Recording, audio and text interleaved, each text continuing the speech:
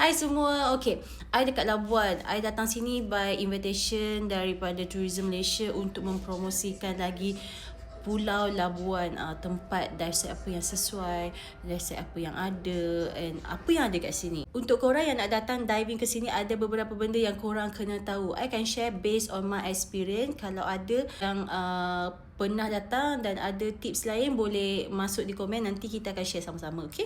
Number one, untuk yang datang ke sini, I recommend untuk diver yang dah ada license dan juga yang experience, bukannya daripada level yang baru, certified. Sebab dekat sini first, current dia unpredictable, sometimes it can be so strong, takut you guys tak boleh handle. Number two, dekat sini mostly banyak shipwreck. So shipwreck is deep, dalam. So dalam tak berapa susah untuk license open water. So requirement ataupun advice, better you have an advance untuk dive di sini dulu. And dia punya shipwreck dia pun mostly more than 20 meters.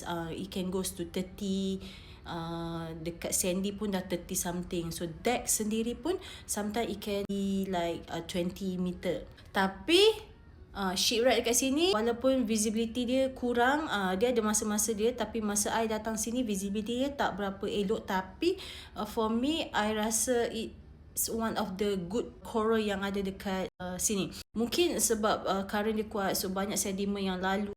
Dia adalah di kawasan yang kurang diver, kurang pembangunan. Walaupun dia ada kapal-kapal kan, tapi dia punya coral dia antara one of the good coral yang I nampak kan. Dia besar, gemuk macam I.